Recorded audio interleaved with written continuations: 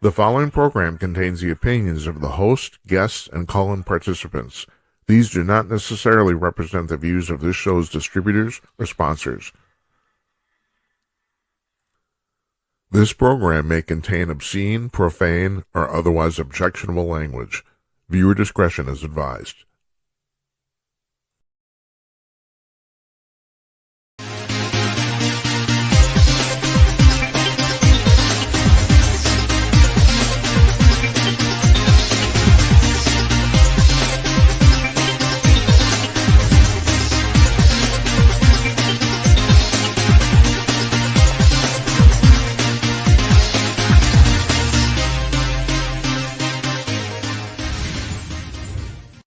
Howdy ho, everybody. Come to you cordless from Minneapolis, Minnesota.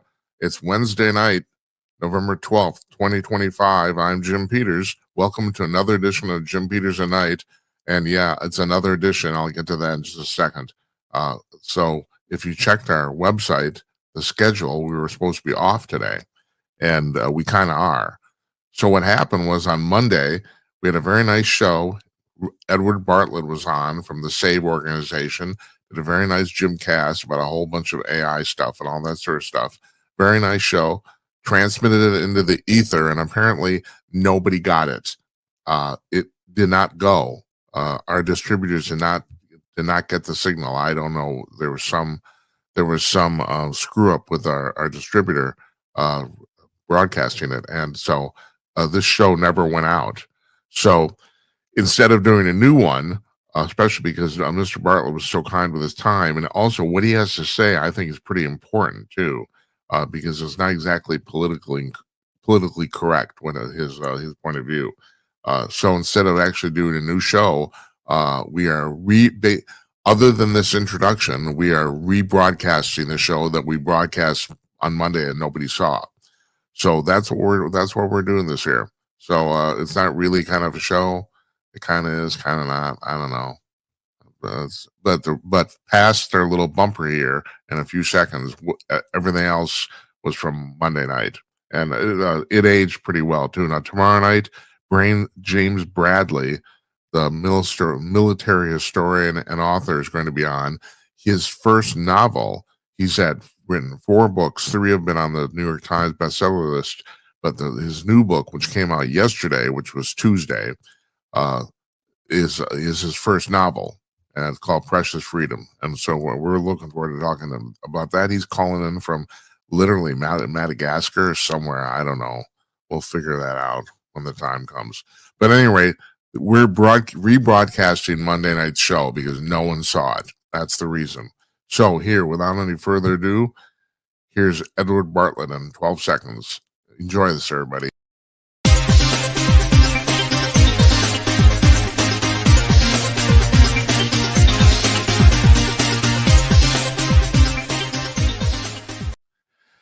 Joining us from his home office in Maryland, EDWARD Bartlett, the founder of SAVE, which is SAVE. Oh, God damn, Jim. I thought I'd remember this. It's Stop Abusive and Violent Environments.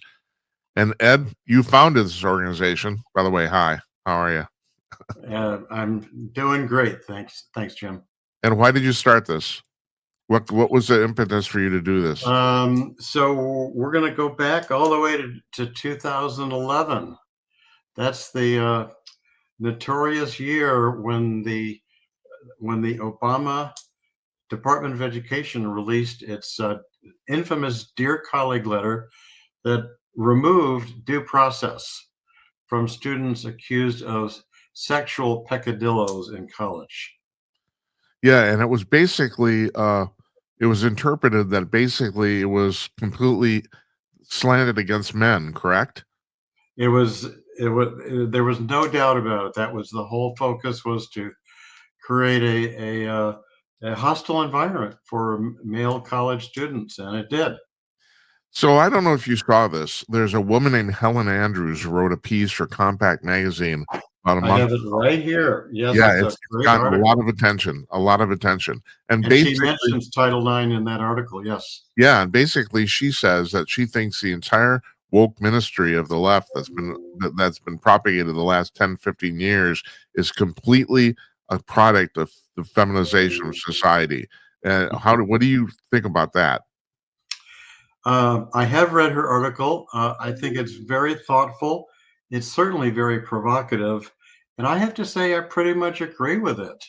I've actually traced the progress of the feminist thinking and feminist ideology going all the way back to the time of Karl Marx.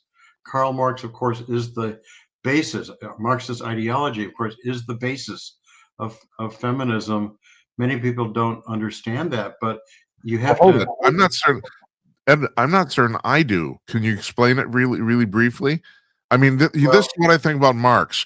He was basically, as a human, he was a jackass. Apparently, everyone who knew him pretty much agreed with that. And what he basically ended up repackaging some ideas that were popular in the 19th century. And how does he affect feminism? well, you look at some of the core beliefs of feminism. So feminists, first of all, claim to be working for equality, gender equality. Of course, that's not true at all. But that basic belief and claim can be traced all the way back to Marxist ideology. Now, realize when they say gender equality, they really mean uniform outcomes. So they want, for example, right now around the world, 27% of all national lawmakers are female. Feminists are outraged by that percentage. They think it should be 50%, and if it's anything less than 50%, they say that's discrimination and that's patriarchal oppression. So that's just the first example. The second is that Marx saw the family, the nuclear family, as a source of oppression for women. So he wanted to abolish the family. And then another piece of that many people are not aware of. So the the Marxist nirvana, they use the word to describe it, communism or a communist society. Well, what is a communist society? It's a society in which there is no hierarchy, in which it is a stateless society, which means that there's no government. It's just people sort of hanging out on the street corner. Um, well, think about it. What better way to implement this society that has no hierarchy at all is to claim that that there's no such thing as biological sex. There's only gender, and gender can be defined and at the whim of the individual based on just their subjective feelings. So, but what better way to eliminate any form of sex hierarchy than to simply declare there is no such thing as sex? Now, in Helen Andrews' piece, she talks about the fact that she thinks that the tipping moment here was when Larry Summers basically got fired from. I'm sorry, I can't remember what university was it. Stanford, Harvard University, Harvard, yes. right, right, and for saying things he said off the record regarding women and sciences. Well, now I think, well, he says he was kind of categorized on taken out of context regarding what he said about individual women, but his fact about the second part of what he said is the fact that maybe there aren't many women in sciences simply because they aren't that interested, and that seems to me that's like master the obvious bullshit. I mean, that's obviously true, you know. Well, what he said was that men and women have different mental uh, characteristics, and that women are more attuned to the emotional side of things. Men are more inclined to the uh, to the scientific, especially the rigorous scientific. So he was basically talking about STEM, people who major in STEM, and trying to explain why the percentage of women in STEM was so much lower than men. Yeah, now I have to preface this here. My sister-in-law, my wife's sister, is a pretty famous geneticist. She made a huge discovery a few years ago that and she's being very famous in her field. She's brilliant. She's obviously brilliant, but you're talking about the difference between an individual and a class of people, you know? Exactly. That's right. Yes. So I think the percentage of females in STEM subjects is somewhere around 25%. So it's not like they are being discriminated against. It's simply that men and women have different proclivities and different interests. Uh, it's that's obvious. You go to any any party, any get together, and notice who is doing almost all of the talking. Women do much more talking than men. I'm not saying that as a criticism. No. It's just a simple fact. Oh, And and well, I have to tell you, the it's, reason I'm doing this is because 'cause I'm an outlier. So anyway, go ahead.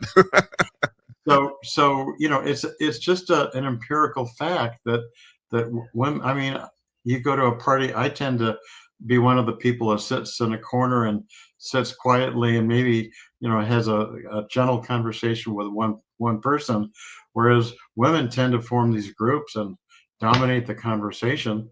That is not discrimination. That's just a reflection of the different psychological social proclivities of men and women. Yeah, and it's been hardwired into us for millennia, and the fact that people think they can change it in 10 years is nuts. Now, on your website for SAVE, you spend a lot of time talking about Title IX. Uh, First of all, can you explain to me and us how we got to this point where people can define their gender based on what they simply feel? I find this absolutely just remarkable. That some guy says, "Well, I feel like a woman, so therefore I'm going to be on the women's basketball team." How did this happen? Well, this is the LBGT movement that again can be traced all the way back to Marxist ideology. If you are a believer that there should be absolutely no difference, meaningful difference between the sexes, and even worse, no hierarchy between the sexes, to get rid of that tendency to hierarchy, you just declare there is no such thing as biological sex. End of discussion. But there is. Well, yes, of course. That's right. I mean, again, we're talking about science versus ideology, and we know that ideology is a very powerful force in any society, not just Marxist ideology, but yeah, ideology, very powerful force. And when people believe in a certain ideology, forget trying to have a reasonable conversation with those people. Well, the thing is too, and I'm curious on your thoughts on this. Many people have brought up the fact that this is almost like an experiment to see if we can talk the pliable public into believing something that simply isn't true. I mean, it's like the sky is green. If you don't think that, you're nuts. You know? Yeah, yeah. Well, I don't know if you've read a lot about the Soviet Union, but this is exactly what happened all the time in the Soviet Union. In fact, I remember an episode that I was reading about where they were trying to convince everybody that the farm harvests were met the quotas for for the farmers, and they just made the claim that the harvest was very productive and was doing great. The truth was it was doing horribly, but nobody would admit that fact. Yeah. There's another thing too, and you might be familiar with this, and this is actually kind of personal for me because in 2006, a woman named Jennifer Britz, who was the admissions director at Kenyon College, wrote a piece on their invitation for the New York Times called to all the women I rejected. Now, the reason this is personal for me is I grew up with Jennifer Britz. I know this woman extremely well. We're childhood friends. So I remember talking. The piece was basically about the fact that she said, as an admission director to a college, that in the last 40 years prior to that, this was 2006, basically college admissions had gone from 60-40 men to 70-30 women. And she said basically in the piece, maybe we have to start paying some attention to men again. She was so vilified for this that the college had to assign her bodyguards. It was terrible. She said, I mean, I talked to her. She said it was awful. And normally I would not bring my friends into this conversation, but this is a very public episode. She was on 60 Minutes. Matter of fact, they brought her back 5 years later on 60 Minutes, one of the very few people they've ever done pieces on twice, to say basically that they said she was vindicated. I mean, you know, the men have been treated horribly. Anyway, go ahead. Your comment. Yeah, well, so part of the feminist ideology is all about what they call the oppressive patriarchy, and they sometimes say that men have all the power. Well, we actually decided to scrutinize that claim, so we went through a whole series of areas like lifespan, educational attainment, homelessness, treatment of equal shared parenting for fathers. I mean, we actually looked at 12 different areas. We found in every single one of those 12 areas, men were lagging behind women, right? Mm-hmm. We're doing worse than women, dying sooner, less college enrollments, 72% of the homeless are male, on and on and on.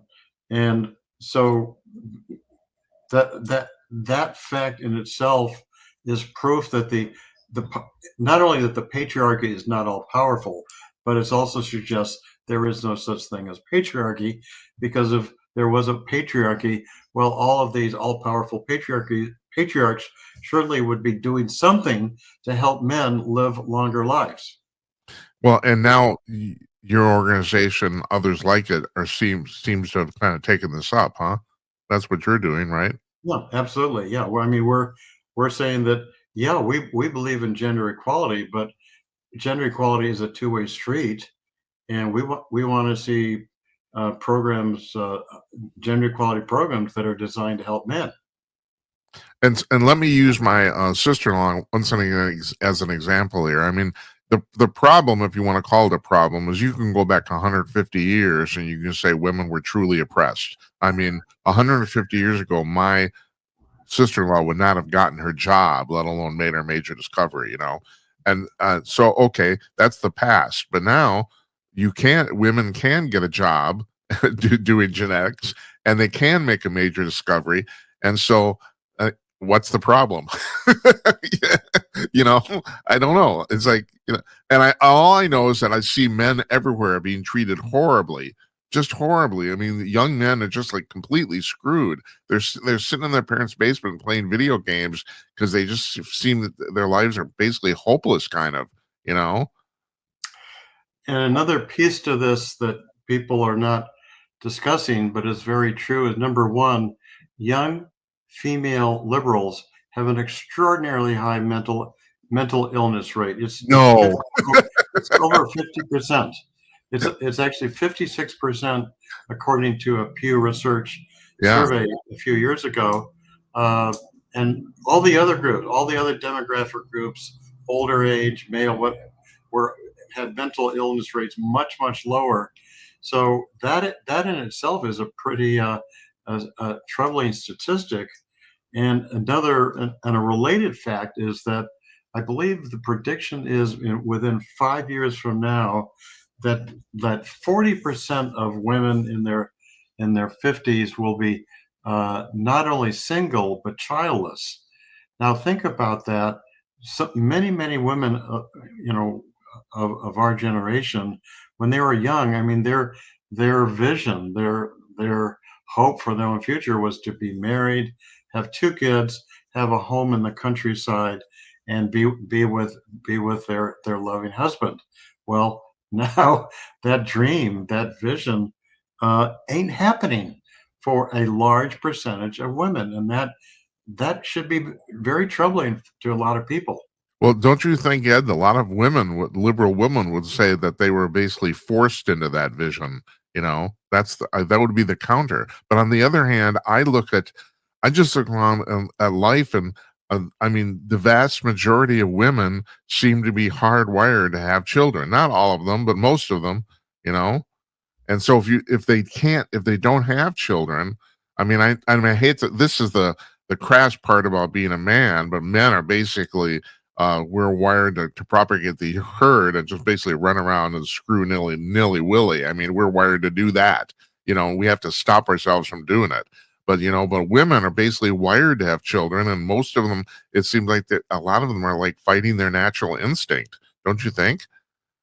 Yeah, I'm not sure I would use the word hardwired because it implies that there's no room for free will or Right, that right. sort of Yeah, thing. okay. Yeah, But I I understand. think the point you're making that I agree with is that men and women have biological tendencies in a variety of areas, and yes, women the majority of women want to be in a committed long-term social relationship with a husband and have at least a couple children to be there. And I'll actually give you a personal example since we're talking. I'm happily married. My wife had a stroke in December, a small mild stroke, but she can no longer drive a car. Right now, if I was not around, if I was, if I had died at the statistical age I was supposed to have died, she would not be living independently. She would be in some kind of senior living center. The Right. point I'm making is that you know extending men's lifespans is also going to benefit a lot of women as well, and we should be talking about that. We should, especially because you basically come up with a very pragmatic example. Also, I'm sorry to hear about that. I hope your wife's doing better. Uh, Yes, about the fact that marriage is about way more than love and romance. I mean, it just is. correct. I mean, it's like that's the mutual helping of each other is especially as you get older, way eclipses anything that happened, any of that lovely stuff that happened in your youth. So and Right. people should probably talk about that more. You know, Yeah, and it's not, and we're seeing a decline of marriage not only in the United States. This is a global problem. Even more concerning is the decline of the fertility rate, and this is really a big issue. yeah, There's this concept of replacement rate, which means for a country to maintain a stable population, each woman on average needs to have 2.1 children, right, right? That's just how the math works out. 2.1 children. Well, many countries right now are about 1.5 children per woman, and I mean we're talking about demographic, the disappearance of entire societies over a 50-year period. So this is really a big deal that people are not paying much attention to. I have a friend of mine who's a very successful entrepreneur, and he has railed on and on about the fact that he just thinks it's absolutely stupid as hell that the female population got railroaded into this idea about the fact that the most important thing in their life is having a career. Because, all right, the thing about like I'm going to once again use my sister-in-law as an example. Brilliant woman, made huge discovery. Basically she's famous in her field, but that doesn't happen to many people because frankly many people aren't that smart. So it's like the old Chris Rock joke when he said he took his daughter to ninth grade orientation at high school, and the assistant principal got up and said, I want to tell all you kids here that you can be anything you want to be. And Chris says, no, 4 of you can be anything you want to be. So my point is, the whole female population got talked on the fact that you have these careers, but frankly, unless you're brilliant, there's not a lot to working. There's not much to it. I mean, it's like you get much more joy out of being around your family than your job for most people, not all, but most Right, people. right. So, and And how, yeah, go ahead. we know for a fact that on average men work longer hours, work weeks than women. Again, it's not like women are being told, "Oh, sorry, you can't work any more hours because we want to discriminate against you." No, that's crazy. Women just by their own volition work few hours, or maybe men work more hours. It may be both, but the point is that's another good example. Men tend to work longer work weeks, and that's why they earn more money.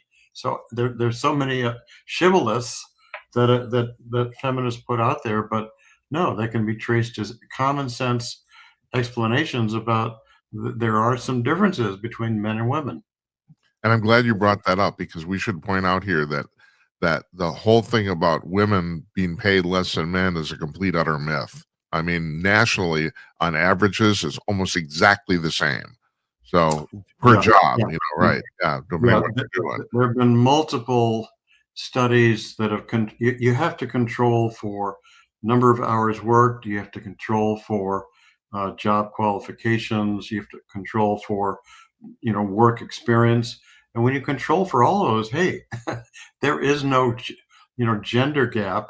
And I'll just tell you, you've probably had some experience with grok. And grok, you can actually argue with grok if they give you the wrong information. So I argue with grok and I say, grok, you're not aware of these 5 studies that show there is no gender gap, and check it out for yourself. And every time grok agrees with me, says, oh yeah, I gave you the wrong advice. Yeah, that's great. All those servers for that. Exactly, right.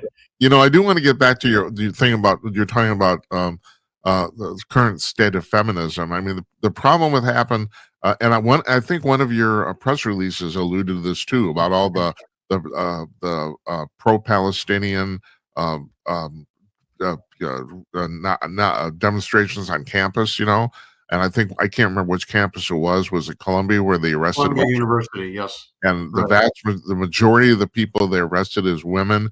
And the right, thing is, it's it's hard to look at this casually and look at those pictures and all that endless video and not come to the conclusion this is driven by women. There's women in the vast majority of these pictures. It's mostly women, and the irony is, I think, other than that, it's old men. I don't even. It right, seems like it's mostly women and a few old men. I would say they're like old hippies or whatever, but that right. seems. Well, you remember the No Kings demonstration just like 3 weeks ago? Yeah, No Kings. Well, look at those pictures. They were like 3/4 female, I one know. quarter male. So yeah, you look there's you start looking carefully at different phenomena, and you see that you remember the old expression, sugar and spice and everything nice. Maybe that was true 50 years ago. It's no longer true. So, why do you think these women are unhappy? Because they've been essentially brainwashed into the feminist ideology, which is you have to overturn the patriarchy. You have to constantly compete with men. You have to view men as your oppressor. On and on it goes. And well, think about it. I mean, if I were to live my life thinking that half the world was trying to do me in, yeah, I would be pretty miserable myself. Are there are people who have a vested interest in things not changing? I mean, I was bringing up the example about the fact that 150 years ago, in women in many fields couldn't get a job. You go back to slavery, that was 160 years ago, and there's not a single person alive on the planet, not on the planet, but in America today, who was a slave here. I mean, and yet people constantly keep bringing this up. And the thing is, I'm not saying that racism has gone away, but it's certainly nowhere near as prevalent as it was even 50 years ago, you know? Yeah, yeah.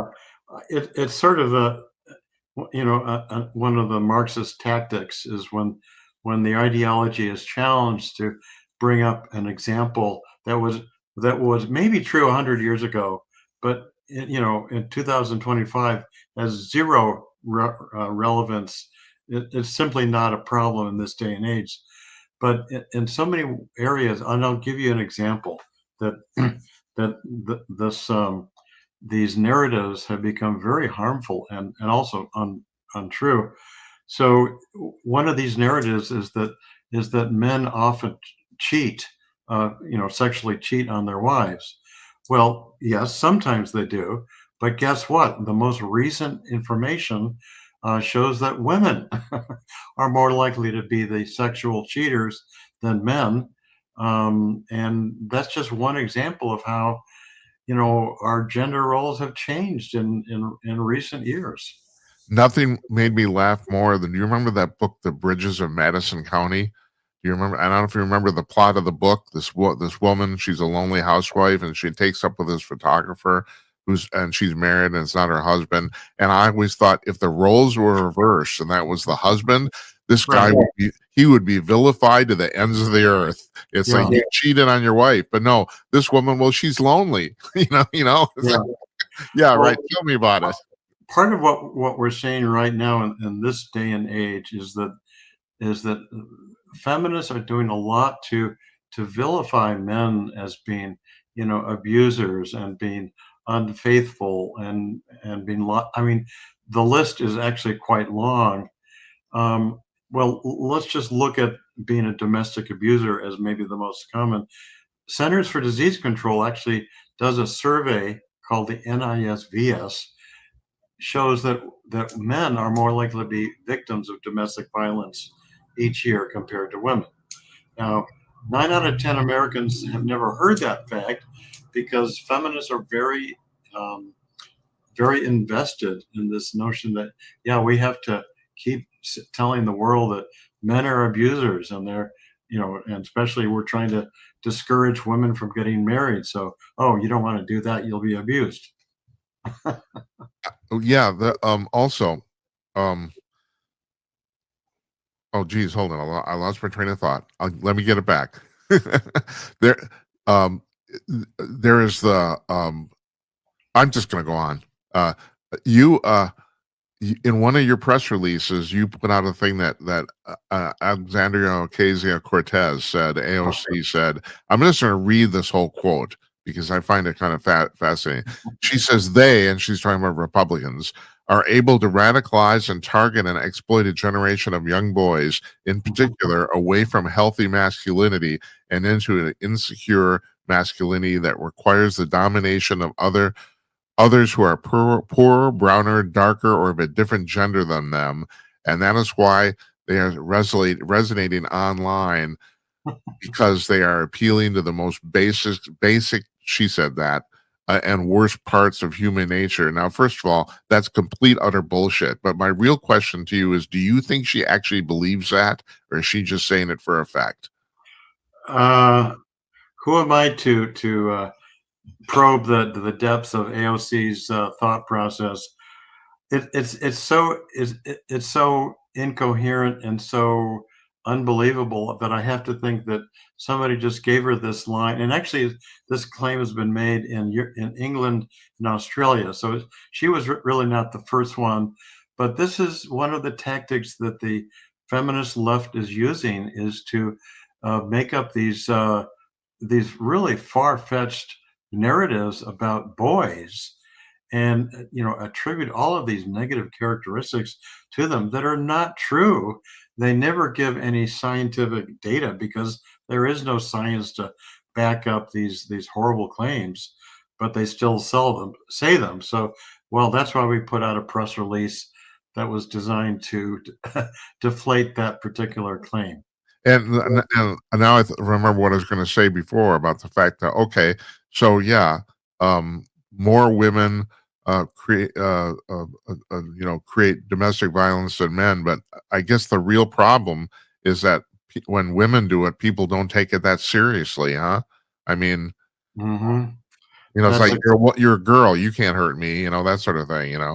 that's exactly right. So when an abused man calls the police for help, well, the police are likely to say, laugh at him, not believe him, or in some cases, actually arrest him, uh, arrest the victim rather than the perpetrator.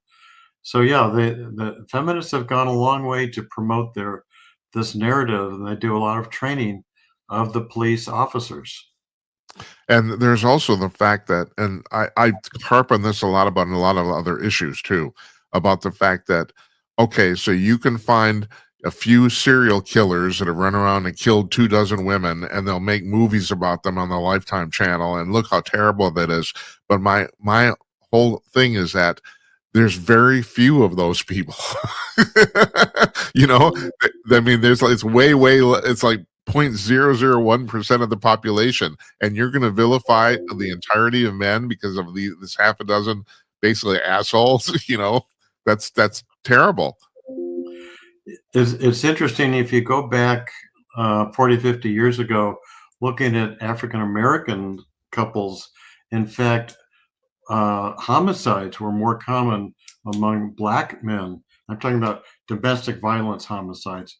More black men were being killed by their wives than the other way around. But now bringing this discussion to the current era, a lot of domestic violence is reciprocal. Like she slaps the guy and he shoves her back. That's Right. reciprocal domestic violence. We know from a lot of research that the reciprocal domestic violence is more likely to escalate, right? Yeah. And that if the conflict escalates, it's more likely the woman who will be injured, right? Right. So we just know that for a fact. That said, I've spoken with a lot of feminist groups saying, hey, you really should be concerned about reciprocal domestic violence because that's where the real danger is happening. And they just simply deny it exists. Again, they're so wedded to the narrative of male perpetrators, female victims, they are not willing to accept, a different version of that narrative. But and doesn't that just point to the entire problem we have with politics in America right now about the fact that you're dealing with a large section of the population that literally does not want to hear anything that's rational. And I mean, I hate to say that. I'm making a terrible generalization here, but I'm making it. I'm going there. Well, there definitely are ideologues, and I've had my share of conversations with ideologues, and I basically give up after the first minute because I realize I'm not getting anywhere. But that said, I have found the majority of Americans are not ideologues, whether they're Republican or Democrats. If you have sort of a sit down, thoughtful conversation, most Americans are willing to have that conversation. So. That's part of the reason we continue we do our radio interviews and our press releases just because we want to educate lawmakers and the general population about this is the true nature of domestic violence. Yeah. Oh, and as an extension, I mean, you look at the 2024 election. I did not think the results were the least bit controversial. I mean, I predicted it. I know I had a lot of people on the show that predicted the same thing, and yet people on the left were like shocked that she didn't win. I mean, they were truly shocked. They could not wrap their minds around it. And I just find that disconnect. I don't know what to make of that. I just don't. Well, we saw the exact same phenomenon with Hillary Clinton. You remember that all of her supporters were gathered in New York City It was one of the buildings. the Javits Center, I The think it was. Javits Center, that's right. And of course, you remember there was a glass ceiling in the top of the Javits Center. And of course, they were all ready to release their balloons and say, hey, we've broken the glass ceiling, but they didn't break the glass ceiling. Yeah. So again, we see what happened when your thinking is driven more by ideology than by scientific fact. So how's your organization doing? I mean, do you guys get a lot of crap for this sort of thing? The answer is no. I mean, I'm not saying that everybody agrees with us, but I don't know if it's because our press releases are so scientifically based or so persuasive. Honestly, I don't know the full reason for that, but the fact is that when we put out a press release, I'll give you an example. Just last week, we put out a press release about saying that Republicans needed to stop the negative stereotypes of men and the male electorate. And I actually got a response from a lawmaker, a Republican lawmaker, said, "Yes, I agree with you." We need to stop these negative stereotypes. So, yeah, it's getting through. And Ed, what is that all about? I mean, the primary reason they won the 24 election is because of men, and Yeah. so now it's like, well, I don't for the life of me understand that. It doesn't make any sense at all. It's Yeah, like, well, I think the reason is that these stereotypes have been so deeply ingrained in our society, and people don't realize where the stereotypes came from or what is the motivation for pushing these stereotypes. But the domestic violence issue is a perfect example. So that so people who identify as Republicans may harbor those same stereotypes as liberals, and well, that's just the reality. you mentioned in one of your press releases about Nancy Mace, I can't remember. She's a Republican, right? She is a Republican, A yes. Republican, about the fact, and this, see, now I know a little bit about this because she got on the House floor about maybe what 2 months ago, and Yes, did a whole presentation about her boyfriend, which was really, I mean, I have to say, I was cringingly bad about how her boyfriend abused her, or something like that. But it was explained to me later that I didn't know this, that by doing this on the House floor, she was inculpable of any legal recourse. He couldn't right, sue her. And that apparently is the reason she did it, you know? right. But the reality is, one of those three men she accused has now filed a defamation lawsuit against her. Yeah. And yeah, Nancy Mace is really a case. Yes, she We is. could talk about her for a good long time, and I think we both agree she needs to go see a psychiatrist to get help. Yeah, yeah, but I didn't know that the fact that she was immune to, but Yeah, apparently that right, hasn't stopped anybody, and especially because I suppose if you made a case that she deliberately did that, that might be, you could still win a defamation lawsuit. I don't know, but yeah, I don't know what's going on either. But right. yeah, I do find this really fascinating about how now the young men helped the Republicans win, and now it kind of seems like we're turning on them. I don't understand why. I mean, you've done a very good job, at least as well as anybody could, of explaining this. So, is this a Yeah. full-time job for you now? Fortunately, not a full time job, but it does keep me out of trouble. That's for sure. Well, I hope your wife's doing okay. I hope that works out all right. Thank you very much. Yes. Uh-huh. It's not a fun thing to go through. So, Right. Yeah. Yeah. and I want to thank you for joining us today. Really, been a It's very. been my pleasure, And, Jim, and I enjoyed chatting with you. oh, and also, you get some props for guts too. It's because you're saying some stuff that is not necessarily popular with a lot of people. So, I Yep. appreciate it. All right. All You, the best to you. you too. Thanks.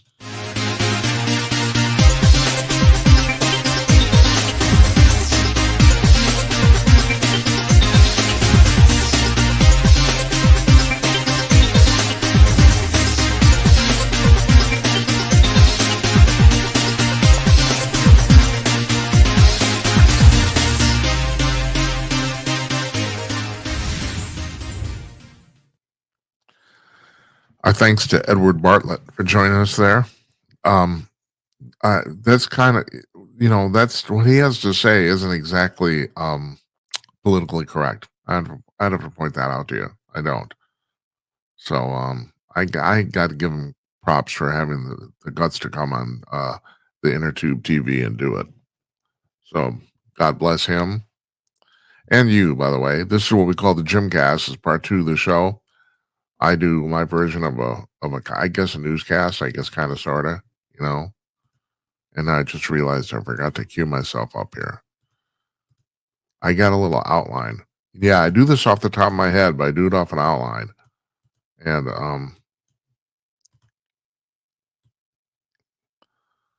so you need the outline to do it.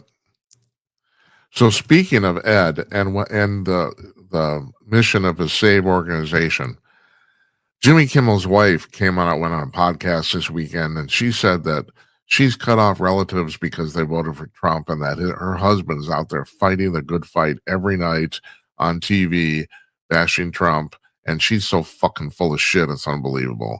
He's an entertainer. He's supposed to be telling jokes. He's not fighting any fight at all. That's in your mind. And I'm not even talking about people who are opposed to Trump. Okay, I can get that. I can't get the fact that you're fighting the good fight going on TV for $15 million a year and telling jokes. That's not a fight. Get over it. I mean, this woman's delusional. And I've known a lot of people like this who cut off people because of their political opinions. This is a stupid thing to do. Friendship and especially family relations are very, very precious, and you should hold on to them. And do what I do. Don't talk about it. And Ed alluded to this in the interview. Excuse me. About the fact that I don't try to convince people anymore unless I actually think I can change somebody's mind. I have a chance to do that. I won't talk politics. I won't talk about anything. I don't. And after my friends were quite appalled when they first figured out that I was a conservative, that I'd basically gone over to the dark side. But now they've come there, they accept it because I don't bug them about anything. And so, okay, it works. Yeah, we don't talk about it. There's plenty of other stuff to talk about. This show isn't mostly about politics anymore. It was years ago, but now it isn't. Now it's just a general interview program. I mean, I would like to think that only about 20% of our guests are about politics. It's probably a little more than that. But yeah, the show's not about politics. And yet I'm talking about politics because it's part of life. So you got to talk about it. That's the deal. This sounds like I'm going to talk about politics, but I'm not. Nancy Pelosi, over the 38 years she's been in Congress, has made $130 million, more than that, trading stocks. She has beat, like last year, calendar year 2024, she beat every single hedge fund on the planet by considerable margin. I think she ran a profit margin of 56%, I think, trading her stocks. 56%. Now you're lucky as a general rule, if you can, if you can do more than 7, you're doing pretty good. 7%. She did 56. Geez, I wonder how that worked out. I wonder why that happened. Here's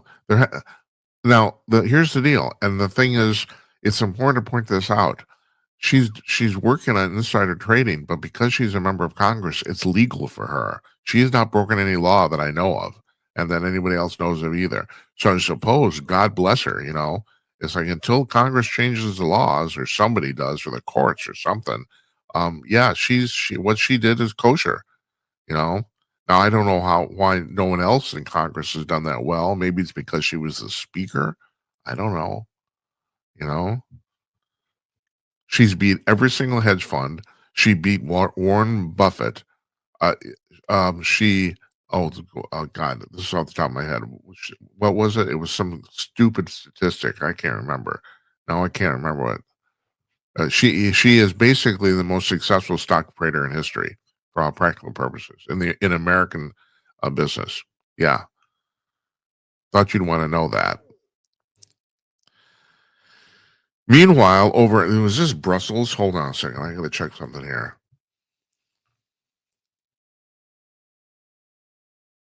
No, this is in Germany. There's an environmental group called Urgewald. I don't know what that means in German. That they have found that oil and gas electricity production around the world is growing rapidly, and that's frustrating their hopes of a green energy transition. Well, that's because that's bullshit. This whole show has basically been about uncomfortable truths. Now I've been dealing with this one for a long time.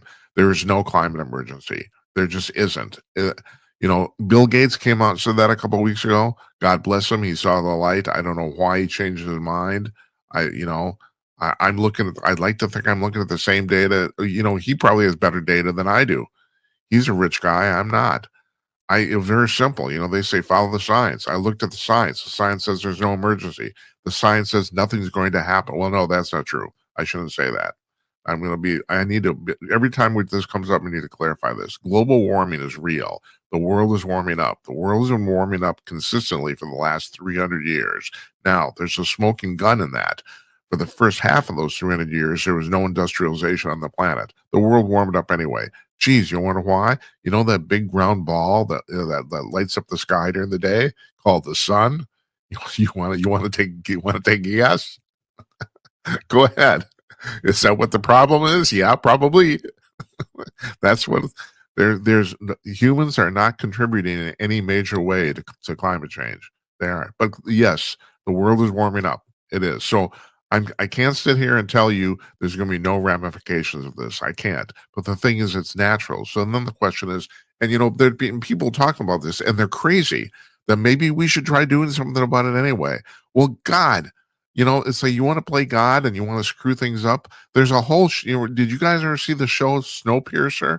What was on Showtime or something like that? The whole show's based on the fact that humans tried to stop climate change and screwed it up. Now, that's the basis of the show, and there's permanent winter everywhere because they put some crystals in the air or something. It's like, yeah, you do that. Yeah, you go ahead. Yeah, so that's a good idea. Let's try that. That'll work. Oh my God, it's just unbelievable. There's nothing going on here, folks. Nothing. There's nothing to see.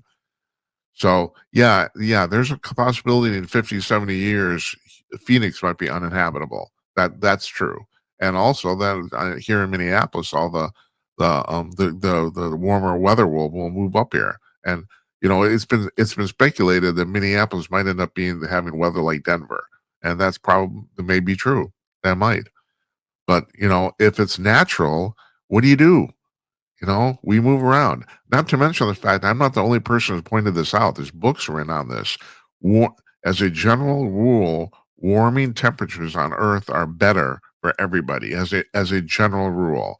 Now, yeah, you might have to move out of Phoenix. That's true, but generally means there's more tillable land. It's in better habitable zones. You can grow more crops. It's generally a good thing. And on top of this, and I bring this up because I'm nuts. A lot of people, I want somebody to write a book about all the stuff that people have been abducted by aliens or said the aliens have told them. Now, as a general rule, people say what happens is that these abductions, they're very clinical, usually involving medical tests until they're done. And then the aliens kind of warm up. And a lot of times they will ask, do you guys have any questions? You guys being the humans. And so they answer questions. And supposedly been asked and answered a lot of questions. And one of the major things is, what don't you like about the Earth? And the biggest answer that always comes up is that your planet is too damn cold. And yeah, I would say that maybe that's true. I'm sitting here in Minneapolis. We're on the 45th parallel. Literally, the 45th parallel runs right past our studio here. It's right in the middle of Broadway, and Northeast Minneapolis. We're halfway between the equator and North Pole. And you think it's warm here? No, it's not. Unbelievable.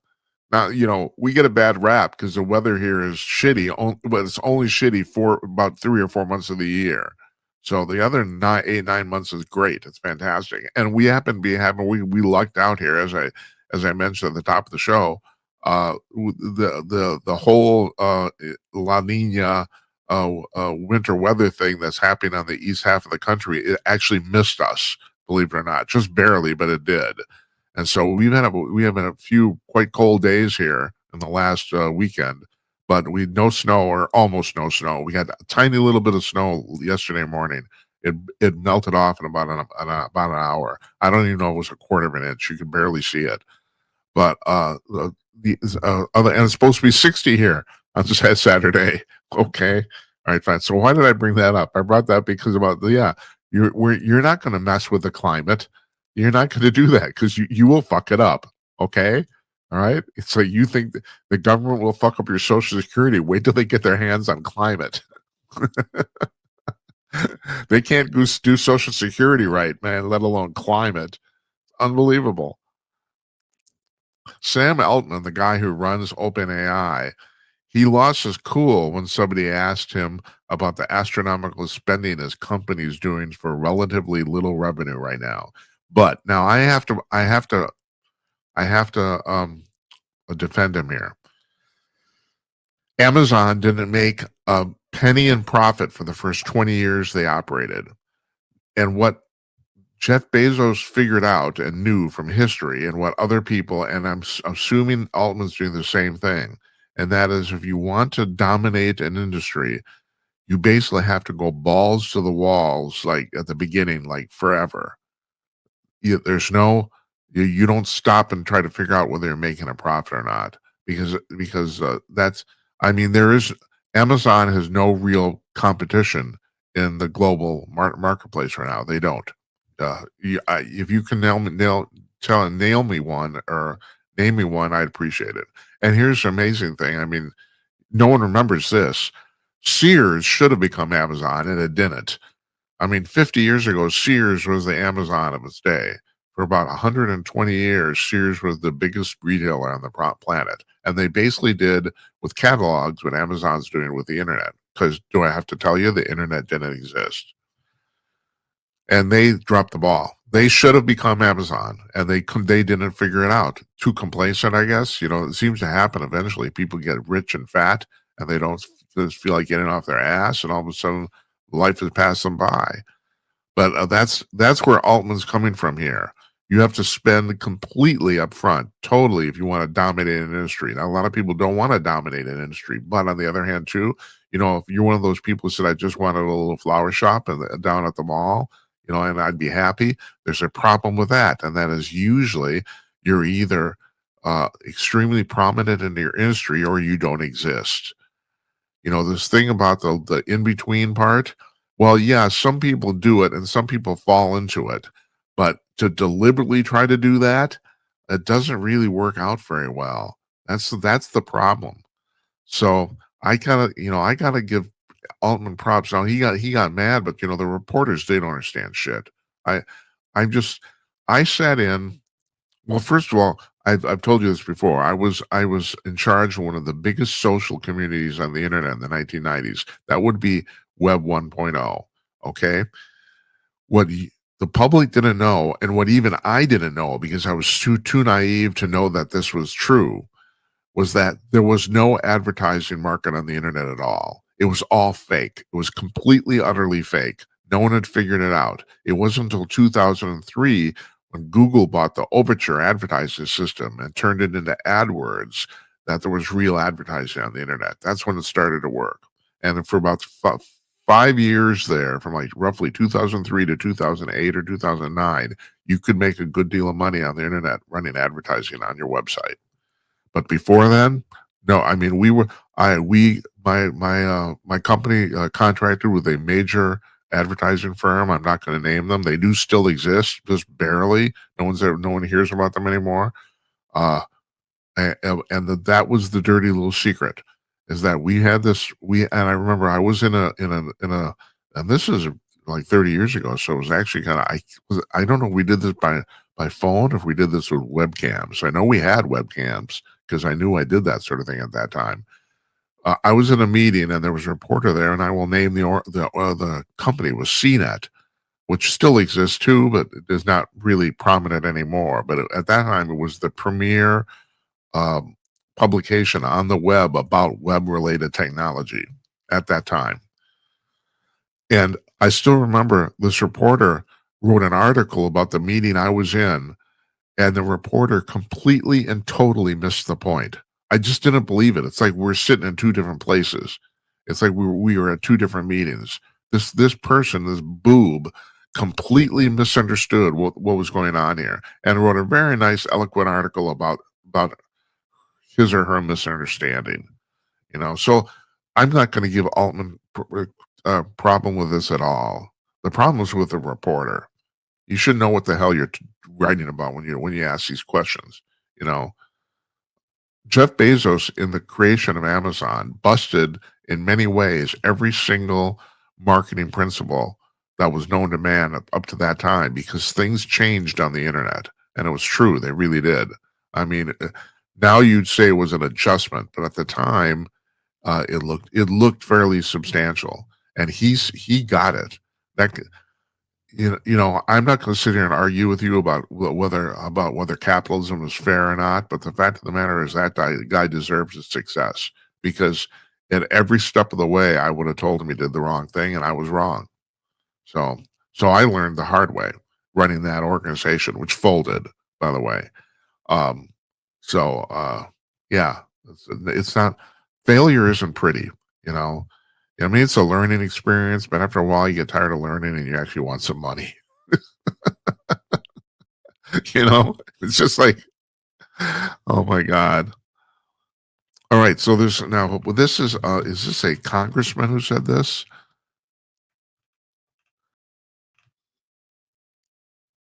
Yes, this is Jared Moskowitz, Democrat from Florida, congressman. He said, and they were talking, this is on last Friday's Real Time with Bill Maher.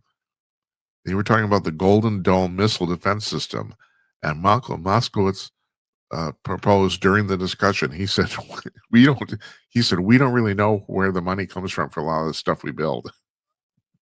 It's so there's so many black projects now, and they get funded in so many nefarious ways. We can't keep track of the money.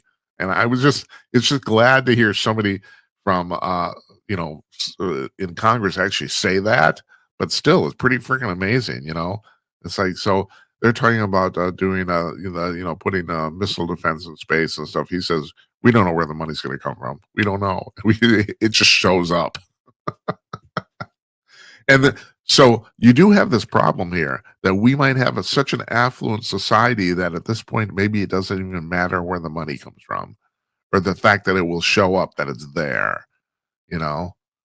And I've talked about this UFO stuff all the time.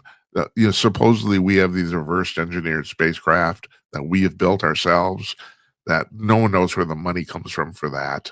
It's like, it's like Congress doesn't know. Congress is supposed to appropriate all this money. They don't. It's just, it ends up in some ledger somewhere, $42 billion to do something. And the next thing you know, TR3B, you got a giant flying triangle. Oh, wow, look at that. I've said this on the show before. I saw one. It was huge. It was enormous. And I mentioned this the last time Jazz Shaw, the late great Jazz Shaw, was on the show. He was a UFO writer for many publications. He died of cancer about a year ago. God bless his soul. Great guy. The last time he was on, we were talking about, he asked me, he said, you saw one of these things, right? I said, yeah. I said, the really weird thing is that it's flying right over my head. I stopped the car and got out. I didn't freaking believe it. And a voice in my head says, that's one of ours. And I have no idea why I thought that. I don't, because God knows I'm not afraid of this shit. I mean, I've been talking about it all my life. So it's not that I didn't think I was going to get abducted by aliens. It wasn't that. I just thought, no, that's one of ours. And I don't know why I thought that. I don't. Now, supposedly the people are really in tune to this, say you can tell the difference between the alien triangles and the American triangles, because on the American triangles on the bottom, you can see all the junk and plumbing that's exposed, and whereas on the alien triangles, they're smooth bottoms. You don't see anything. Now, it was too dark for me to actually see what was under. I mean, obviously, I'm looking at it from underneath, so I didn't see anything either way. I couldn't tell. But anyway, yeah, Moskowitz says, yeah, we don't know where the money's coming from. We'll figure it out as we go. Yeah. Now, how come they couldn't have done that with the flight? The flight engineer, the flight controllers, it's like, you think they would, people. It's not quite being a flight controller at a major airport is not really quite as stressful as it was like 30 years ago. Before they did this with computers, it was an extremely stressful job, because it was basically, you made a mistake and people died. That's basically the way it worked. Now, computers mostly handle the actual flight routing, and humans just oversee the computers to make certain that the computers don't make a mistake. So it's not quite as stressful, but still, it's a, you're definitely doing some work there for sure. And well, they weren't paid for 4 days. It looks like, as of tonight, it looks like they will, on Wednesday or Thursday, their money will kick back in. But that's what it looks like right now.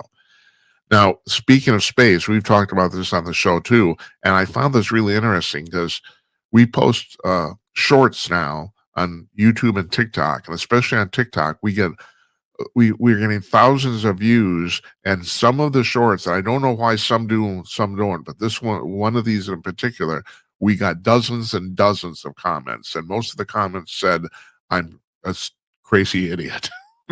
Okay, fine, that's fine. But this was about the 3-eye atlas thing that's flying through the solar system, and I was talking about the fact that Avi Loeb, the chief physicist for Harvard University, thinks it might be an alien spacecraft. And everyone said, no, it's not an alien spacecraft. It's a comet.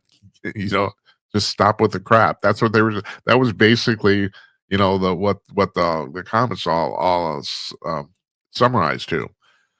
Now it turns out this last weekend, it's doing more and more crazy shit. That's completely unexplainable. And now the scientific community, which was at first making fun of Avi Loeb, the same way the commenters on TikTok were making fun of me, now they're starting to come around and thinking, well, there might be some, you might be talking about something here, because this thing, which is supposedly a comet, an interstellar comet, acts like no comet anyone's ever seen ever.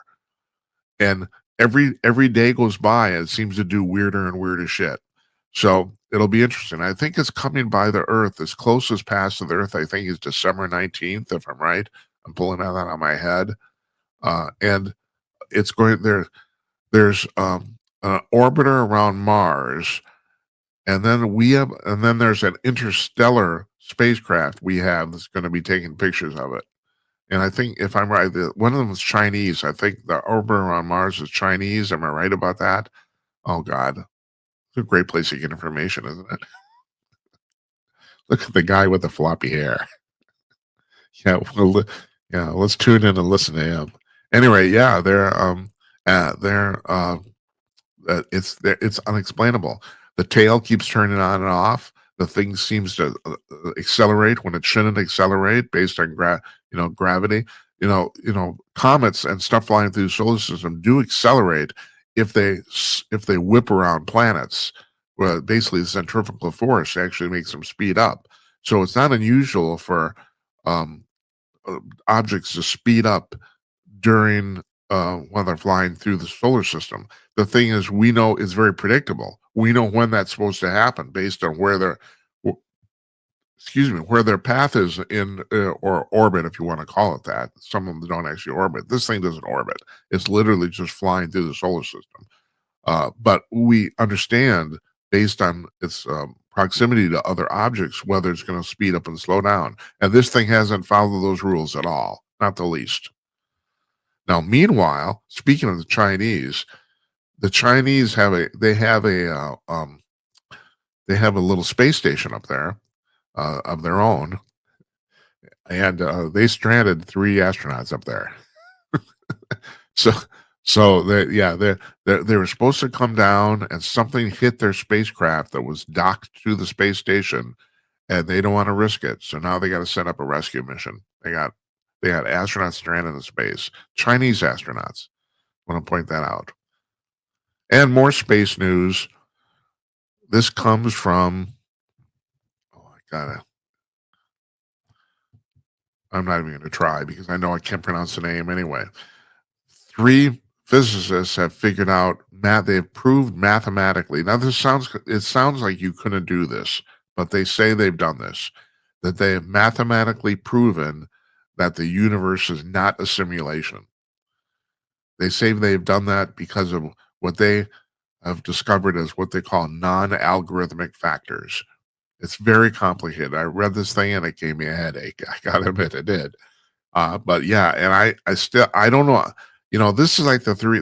There's a couple guys. About 10 years ago who won the Nobel Prize in Physics for proving that time was real, and I still don't know if they're right or not. I still don't. Now, there's a physicist from the Netherlands this summer who's come out with a thing that he says time itself is 3 dimensions, which means we're in a 6-dimensional universe, or that we live in a 6-dimensional universe.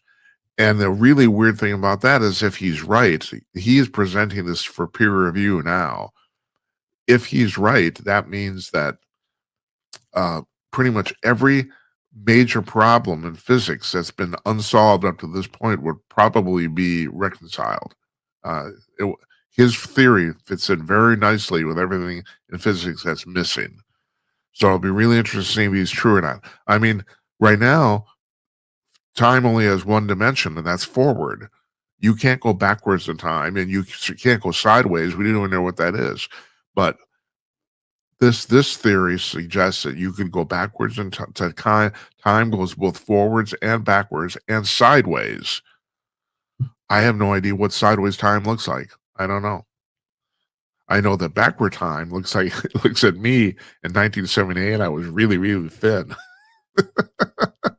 that's what, that's when I know it makes me. Oh man.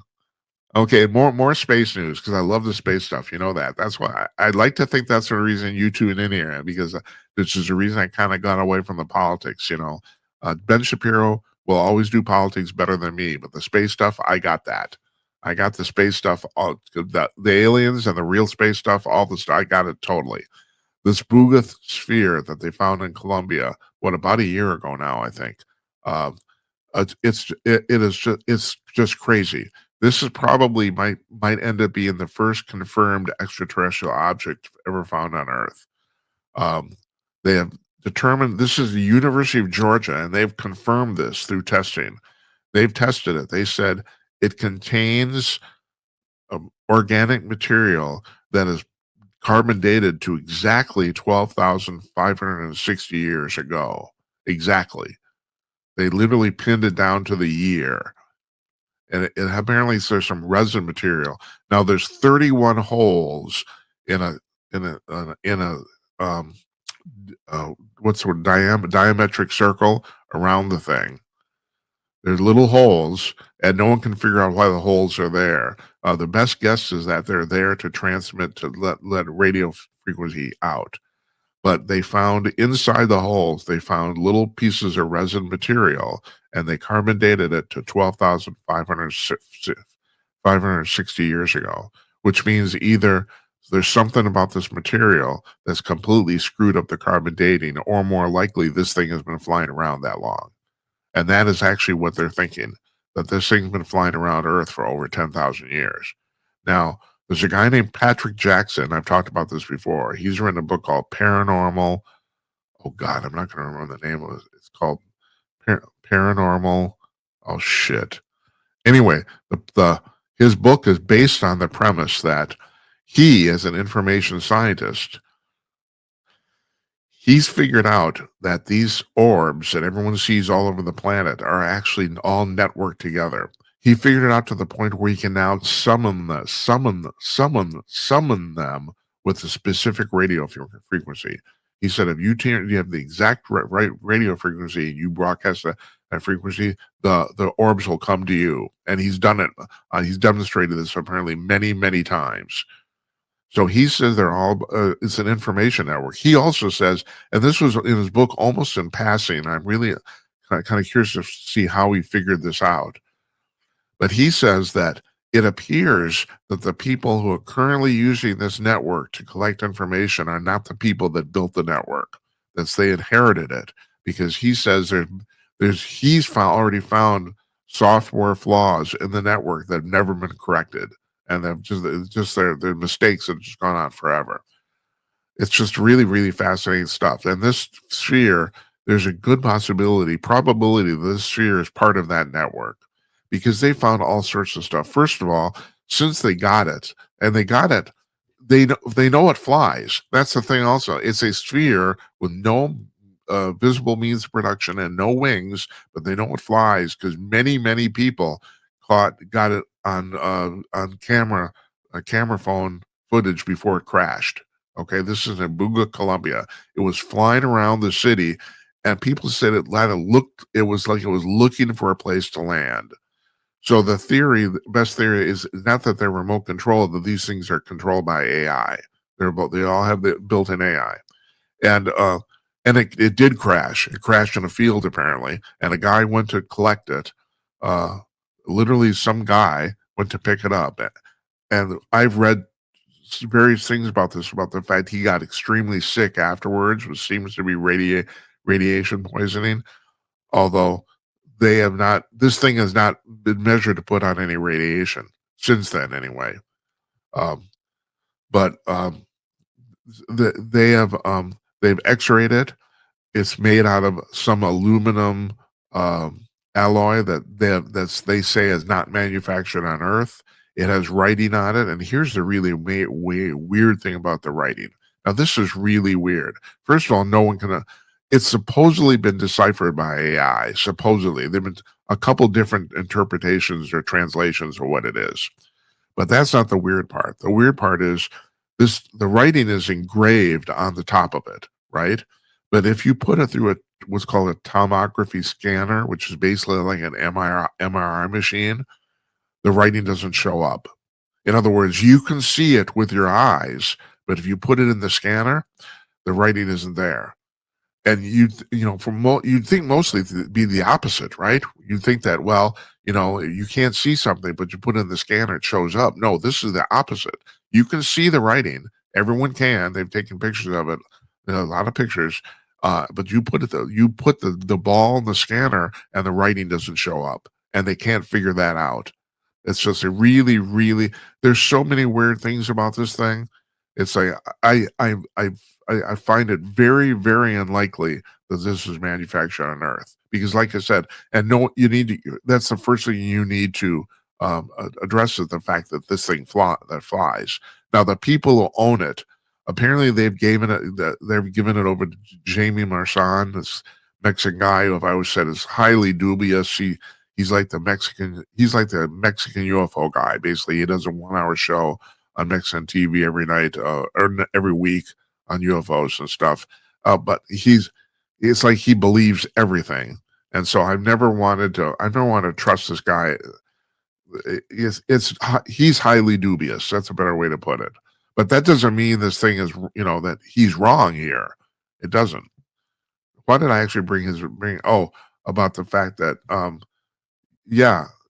now I can't remember why I brought him up. What was I trying to say? Do you know? Write and let me know. Do you know what I'm trying to say? No, you don't.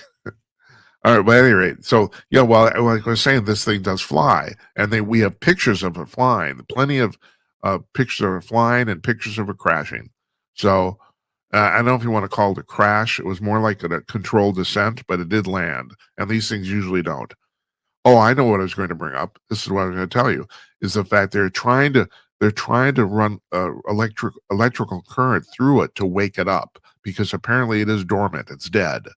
This thing is not. They want to see where if it's putting out radio waves, and apparently it was. I don't know how they know that if it's been dormant, but they want to know where the radio waves are connecting to or where it's being broadcast out from. That's what they want to know here. They also want to see if they can wake the thing up and see if it'll fly again. But yes, right now it appears dormant. It appears dead, as the parrot. Dead as a doornail. So so that's going on. You got that. You got your Mexican UFO guy. Yeah, that's good. And finally, the world's oldest McDonald's quarter pounder turned 30 last week, and it's still intact, and it's never been refrigerated. Let me emphasize this. It's not food anymore. You don't want to eat this. It's 30 years old. It's never been refrigerated. It's still in original wrapping. And and I've seen a picture of it, and look, I should have got a picture to put up for you to see it. It kind of looks like a quarter pounder. It does. Yeah, 30 years old, man. Holy balls. Like, yeah, good times, huh? For your gut. All right. Enough of this BS. I want to thank Ed Bartlett again for joining us tonight. That was really a fascinating discussion, and I think he said stuff that I think needs to be said. I'll just leave it at that. We're taking the next 2 days off, Tuesday and Wednesday, the 11th and the 12th. Tomorrow's Veterans Day, and our hats off again to all veterans. Thank you for your service. Appreciate it. I'm going to spend the next 2 days. Here's the deal, folks. I was sick around the middle of last month. About about 3.5, 4 weeks ago, and I still haven't gotten my shit back together. It's like I'm still dragging. We're still running around trying to book guests for the show. I mean, we were doing pretty well until I was sick for 10 days. And then Kimberly, our booker, she was also sick during that, right before that too. So we had like, 3 weeks where nothing happened here. And I'm still trying to put this together. So I'm taking 2 days off tomorrow and Wednesday, literally to see if I can get our shit back together and get this train back on the tracks. On Thursday, this is going to be pretty fascinating. James Bradley's here. And I don't know if you've ever heard his name. He's written 4 previous books on military history. 3 of them were New York Times bestsellers. And he has coming out tomorrow. He's coming out on Thursday, but tomorrow his 5th book is being released. And this is a novel. He's never written a novel before. So, and he is calling us from some island off the coast of Africa. I don't know if it's Madagascar. I don't know where he is, or it's like I got to find that out before. You won't know we not do the show before then. So, but we'll know when he's here. I don't. Anyway, it'll be interesting to see how that works. The internet, I guess, works everywhere. We've had several guests on from the UK, and we've never had any trouble with the technology at all. None. Matter of fact, Marcus Louth, a UFO researcher, he's coming on next week. I think on Wednesday, if I'm right. And he's from the UK. But off the coast of Africa, I don't know. We'll find out. Hopefully, it'll work. And I'm quite honored that he decided to do this show, like his first 3-4 days of his book tour. So that's kind of cool too. So that's what's happening here. And yeah, next week, Monday, Don Zorro, our old friend, he returns. Always entertaining. He gets a lot of views. People like him. And yeah, I think Marcus Louth is Wednesday. We'll have a full slate of shows next week. The week after that, the week of Thanksgiving, we're doing a show on Monday of that week because I don't want to. We've already skipped too many, so I didn't want to. But we're going to do a Monday show, and then we're going to take the rest of the week off. So that's our schedule over here. I want to thank you for watching. I can't tell you how much I appreciate it. I really do. And also all the you want to keep commenting on those shorts and telling me I'm full of crap, you go right ahead. That entertains me. Good night, Uncle Donnie, wherever you are, and good night to you, wherever you may be. Thanks for watching, everybody. We'll see you on Thursday. Not tomorrow, not Tuesday tomorrow, not Wednesday, but Thursday night. Okay? Take care.